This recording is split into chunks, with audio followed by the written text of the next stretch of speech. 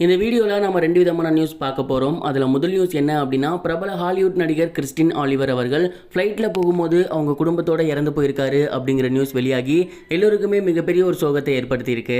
Christmas in vanilla, D day, I am fire, இது மட்டும் இல்லாமல் பேபி சிட்டர் கிளப் அப்படின்னு ஏகப்பட்ட படங்கள் நடித்தவர் தான் கிறிஸ்டர் ஆலிவர். குறிப்பாக இவர் நடிச்சிருந்த ராங்டன் அப்படிங்கிற படம் மிகப்பெரிய வெற்றி பெற்றிருந்துச்சு. ரொம்பவே ஃபேமஸான ஹாலிவுட் நடிகரான இவர் சமீபத்தில் அவர் குழந்தைகளோட சுற்றுலா சென்றிருந்தார். கனடைஸில் உள்ள பிக்யூயா தீவுக்கு தான் அவர் போயிருந்தாரு. அண்ட் அங்கே அவர் மற்றும் அவரோட 2 பெண் குழந்தைகள் ஆகிக் மற்றும் லிப்சர், இவங்க 2 பேரும் இருந்திருந்தாங்க. பிக்யூயா தீவில் அவங்களோட பொழுதுபோக்கு நிகழ்ச்சிகளை முடிச்சுட்டு இவங்க 3 பேருமே அவங்களோட தனிரக விமானத்தில் இன்னொரு தீவை நோக்கி புறப்பட்டிருந்தாங்க. அண்ட் அப்படி போகும்போது அந்த ஒரு ஏரோப்ளேனில் மிகப்பெரிய ஒரு ஃபால்ட் இருந்திருக்கு. வண்டி ஸ்டார்ட் ஆகும் போதே இந்த ஒரு பிரச்சனை இருந்திருக்கு. அதை கவனிக்காமல் விட்டுருக்காங்க. நடுக்கடலில் போய்கிட்டு இருக்கும் போதே கடலில் விழுந்து அந்த ஒரு ஃப்ளைட் வெடிச்சிருக்கு அப்படிங்கிறது தெரிய வந்திருக்கு. இந்த ஒரு விபத்தில் பிரபல ஹாலிவுட் நடிகர் ஆலிவர், அது மட்டும் இல்லாமல் அவரோட 2 குழந்தைகள் மற்றும் அந்த ஃப்ளைனை ஓட்டிட்டு போன பிளைனர், இவங்க 4 பேருமே இறந்து போயிருக்காங்க அப்படிங்கிறது தெரிய வந்திருக்கு. இந்த ஒரு சம்பவம் சோசியல் மீடியாவில் ரிலீஸ் ஆகி எல்லோருக்குமே மிகப்பெரிய சோகத்தை ஏற்படுத்தியிருக்கு. மேலும் கிறிஸ்டின் ஆலிவரோட ஃபேன்ஸ் எல்லாமே தங்களோட கண்டோலன்ஸை ஷேர் பண்ணி வந்துட்டு இருக்காங்க. கிறிஸ்டின் ஆலிவரோட சேர்த்து அவரோட 2 குழந்தைகளும் இறந்து போயிருக்காங்க அப்படிங்கிறது எல்லோருக்குமே மிகப்பெரிய ஒரு கனத்த சோகத்தை ஏற்படுத்தியிருக்கு.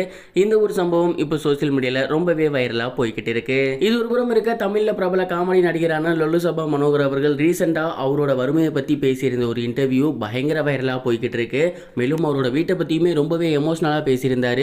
அவர் என்ன சொல்லியிருந்தாரு அப்படின்னா, ஆரம்பத்தில் லொல்லு சபா ரொம்பவே சூப்பராக போய்கிட்டு இருந்துச்சு, எனக்கும் நல்ல ஒரு பேர் கிடைச்சிச்சு, மக்கள் மனசில் மிகப்பெரிய இடம் கிடைச்சிச்சு.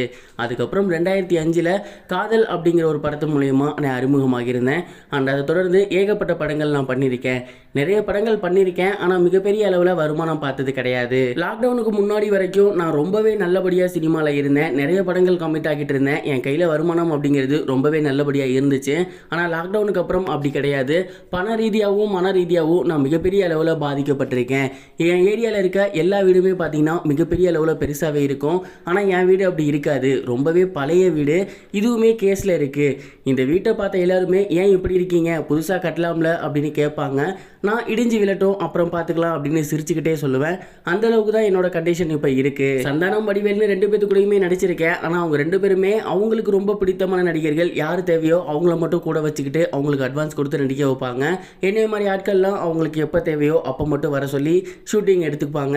இந்த மாதிரி தான் என்னோட நிலைமை இப்போதைக்கு போய்கிட்டு இருக்கு. ரொம்பவே கஷ்டப்பட்டுக்கிட்டு இருக்கேன் அப்படின்னு ரொம்ப எமோஷ்னலாக பேசியிருந்தாரு. இந்த ஒரு வீடியோ இப்போ சோசியல் மீடியாவில் பயங்கர வைரலாக போகுது. நம்ம எல்லாரையுமே சிரிக்க வச்சதுக்கு இப்படி ஒரு நிலைமையா அப்படின்னு ரசிகர்கள் அவருக்கு ஆதரவு கூறி வந்துட்டு இருக்காங்க. இதுவரைக்கும் கனெக்டிங் டிவிக்கு சப்ஸ்கிரைப் பண்ணனா மறக்காம சப்ஸ்கிரைப் பண்ணிக்கங்க.